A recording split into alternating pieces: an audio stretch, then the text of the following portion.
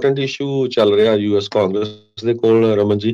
American trucking association mic ਕਾਲਿੰਸ ਜਿਹੜੇ Republican Georgia ਤੋਂ ਆ, ਉਹਨਾਂ ਨੂੰ ਐਪਰੀਸ਼ੀਏਟ ਕਰ ਰਿਹਾ ਵੀ ਉਹਨਾਂ ਨੇ ਲੈਟਰ ਲਿਖਿਆ ਅਟਾਰਨੀ ਜਨਰਲ ਪੈਮ ਬੋਂਡੀ ਨੂੰ ਤੇ ਨਾਲ 6 ਹੋਰ ਕਾਂਗਰਸਮੈਨਾਂ ਨੇ, ਖਾਸ ਕਰਕੇ ਵੀ ਇੱਕ ਸਪੈਸ਼ਲਾਈਜ਼ਡ ਟਾਸਕ ਫੋਰਸ ਡੈਡੀਕੇਟ ਕੀਤੀ ਜਾਵੇ ਜੋ ਕਿ ਇਨਵੈਸਟੀਗੇਟ ਕਰੇ ਤੇ ਪ੍ਰੋਸੀਕਿਊਟ ਕਰੇ ਉਹਨਾਂ ਲੋਕਾਂ ਨੂੰ ਜੋ ਸਟੇਜਡ ਐਕਸੀਡੈਂਟ ਫਰਾਡ ਕਰਦੇ ਹੈਗੇ ਆ। ਜੀ ਟਰੱਕਿੰਗ ਇੰਡਸਟਰੀ ਦੇ ਵਿੱਚ ਜਿਹੜਾ ਸਟੇਜਡ ਐਕਸੀਡੈਂਟ ਫਰਾਡ ਬਹੁਤ ਵੱਡਾ ਹੁੰਦਾ ਹੈ, ਆਪਾਂ ਨੂੰ ਪਤਾ ਆ ਵੀ ਪਤਾ ਵੀ ਟਰੱਕ ਦੀ ਇੰਸ਼ੋਰੈਂਸ $1 ਮਿਲੀਅਨ ਹੈਗੀ ਆ, ਬ੍ਰੇਕ ਲਾ ਦਿਓ ਸਾਈਡ ਤੋਂ ਥੋੜਾ ਵੀ ਲੱਗ ਗਿਆ ਤੇ ਕਾਫੀ ਪੈਸੇ ਮਿਲ ਜਾਣੇ ਹੈਗੇ ਆ ਜੀ। ਸੋ ਸਕੈਮ ਬਹੁਤ ਚੱਲਦਾ ਇੰਸ਼ੋਰੈਂਸ ਨੂੰ ਜਿਹੜਾ ਉਹ ਇਹ ਲੈ ਕੇ ਮਾੜੀ ਗੱਲ ਆ।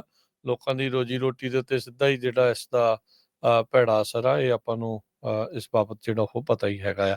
ਤੇ ਅਗਲੀ ਜਿਹੜੀ ਹਰਜੋਤ ਸਿੰਘ ਜੀ ਸੀਡੀਐਲ ਲਾਈਫ ਵਾਲੇ ਰਿਪੋਰਟ ਕਰ ਰਹੇ ਆ, ਇੱਕ ਬੰਦਾ ਸੈਮੀ ਕੰਡਕਟਰ ਜਿਹੜੇ ਸੈਮੀ ਟਰੱਕ ਦੇ ਨਾਲ ਐਕਸੀਡੈਂਟ ਦੇ ਵਿੱਚ ਉਸਦੀ ਮੌਤ ਹੋ ਗਈ ਸੀ। ਉਸਦੀ ਹੁਣ ਜਿਹੜੀ ਵਿਡੋ ਹੋਈ ਆ, ਜਿਹੜੀ ਉਸਦੀ ਵਾਈਫ ਆ, ਉਸਨੇ ਵੀ ਜਿਹੜੇ ਇੰਗਲਿਸ਼ ਲੈਂਗੁਏਜ ਦੇ ਉੱਤੇ ਸਟ੍ਰਿਕਟ ਰਿਕੁਆਇਰਮੈਂਟ ਦੀ ਜਿਹੜੀ ਉਹਨੇ ਨਵੀਂ ਮੰਗ ਜਿਹੜੀ ਉਹ ਚੱਕੀ ਆ। ਉਹਨੇ ਨਾਲ ਇਹ ਕਹਿ ਦਿੱਤਾ ਵੀ ਜੇ ਇੰਗਲਿਸ਼ ਲੈਂਗੁਏਜ ਦੀ ਰਿਕੁਆਇਰਮੈਂਟ ਸਟ੍ਰਿਕਟ ਹੁੰਦੀ ਤਾਂ ਇਸ ਦਾ ਕ੍ਰੈਸ਼ ਬਚ ਸਕਦਾ ਸੀ ਤੇ ਇਹਦਾ ਘਰ ਵਾਲਾ ਜਿਹੜਾ ਉਹ ਅੱਜ ਜਿਉਂਦਾ ਹੋਣਾ ਸੀ। ਇੰਪੋਰਟੈਂਟ ਇਸ਼ੂ ਚੱਲ ਰਿਹਾ ਯੂਐਸ ਕਾਂਗਰਸ ਦੇ ਕੋਲ Raman ji. American trucking association mic ਕਾਲਿੰਸ ਜਿਹੜੇ ਰਿਪਬਲਿਕਨ ਜਾਰਜੀਆ ਤੋਂ ਆ, ਉਹਨਾਂ ਨੂੰ ਐਪਰੀਸ਼ੀਏਟ ਕਰ ਰਿਹਾ ਵੀ ਉਹਨਾਂ ਨੇ ਲੈਟਰ ਲਿਖਿਆ ਅਟਾਰਨੀ ਜਨਰਲ ਪੈਮ ਬੋਂਡੀ ਨੂੰ ਤੇ ਨਾਲ 6 ਹੋਰ ਕਾਂਗਰਸਮੈਨਾਂ ਨੇ, ਖਾਸ ਕਰਕੇ ਵੀ ਇੱਕ ਸਪੈਸ਼ਲਾਈਜ਼ਡ ਟਾਸਕ ਫੋਰਸ ਡੈਡੀਕੇਟ ਕੀਤੀ ਜਾਵੇ ਜੋ ਕਿ ਇਨਵੈਸਟੀਗੇਟ ਕਰੇ ਤੇ ਪ੍ਰੋਸੀਕਿਊਟ ਕਰੇ ਉਹਨਾਂ ਲੋਕਾਂ ਨੂੰ ਜੋ ਸਟੇਜਡ ਐਕਸੀਡੈਂਟ ਫਰਾਡ ਕਰਦੇ ਹੈਗੇ ਆ। ਜੀ ਟਰੱਕਿੰਗ ਇੰਡਸਟਰੀ ਦੇ ਵਿੱਚ ਜਿਹੜਾ ਸਟੇਜਡ ਐਕਸੀਡੈਂਟ ਫਰਾਡ ਬਹੁਤ ਵੱਡਾ ਹੁੰਦਾ ਹੈ, ਆਪਾਂ ਨੂੰ ਪਤਾ ਆ ਵੀ ਪਤਾ ਵੀ ਟਰੱਕ ਦੀ ਇੰਸ਼ੋਰੈਂਸ $1 ਮਿਲੀਅਨ ਹੈਗੀ ਆ, ਬ੍ਰੇਕ ਲਾ ਦਿਓ ਸਾਈਡ ਤੋਂ ਥੋੜਾ ਵੀ ਲੱਗ ਗਿਆ ਤੇ ਕਾਫੀ ਪੈਸੇ ਮਿਲ ਜਾਣੇ ਹੈਗੇ ਆ ਜੀ। ਸੋ ਸਕੈਮ ਬਹੁਤ ਚੱਲਦਾ ਇੰਸ਼ੋਰੈਂਸ ਨੂੰ ਜਿਹੜਾ ਉਹ ਇਹ ਲੈ ਕੇ ਮਾੜੀ ਗੱਲ ਆ।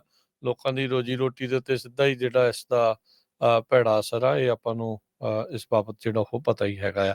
ਤੇ ਅਗਲੀ ਜਿਹੜੀ ਹਰਜੋਤ ਸਿੰਘ ਜੀ ਸੀਡੀਐਲ ਲਾਈਫ ਵਾਲੇ ਰਿਪੋਰਟ ਕਰ ਰਹੇ ਆ, ਇੱਕ ਬੰਦਾ ਸੈਮੀ ਕੰਡਕਟਰ ਜਿਹੜੇ ਸੈਮੀ ਟਰੱਕ ਦੇ ਨਾਲ ਐਕਸੀਡੈਂਟ ਦੇ ਵਿੱਚ ਉਸਦੀ ਮੌਤ ਹੋ ਗਈ ਸੀ। ਉਸਦੀ ਹੁਣ ਜਿਹੜੀ ਵਿਡੋ ਹੋਈ ਆ, ਜਿਹੜੀ ਉਸਦੀ ਵਾਈਫ ਆ, ਉਸਨੇ ਵੀ ਜਿਹੜੇ ਇੰਗਲਿਸ਼ ਲੈਂਗੁਏਜ ਦੇ ਉੱਤੇ ਸਟ੍ਰਿਕਟ ਰਿਕੁਆਇਰਮੈਂਟ ਦੀ ਜਿਹੜੀ ਉਹਨੇ ਨਵੀਂ ਮੰਗ ਜਿਹੜੀ ਉਹ ਚੱਕੀ ਆ। ਉਹਨੇ ਨਾਲ ਇਹ ਕਹਿ ਦਿੱਤਾ ਵੀ ਜੇ ਇੰਗਲਿਸ਼ ਲੈਂਗੁਏਜ ਦੀ ਰਿਕੁਆਇਰਮੈਂਟ ਸਟ੍ਰਿਕਟ ਹੁੰਦੀ ਤਾਂ ਇਸ ਦਾ ਕ੍ਰੈਸ਼ ਬਚ ਸਕਦਾ ਸੀ ਤੇ ਇਹਦਾ ਘਰ ਵਾਲਾ ਜਿਹੜਾ ਉਹ ਅੱਜ ਜਿਉਂਦਾ ਹੋਣਾ ਸੀ।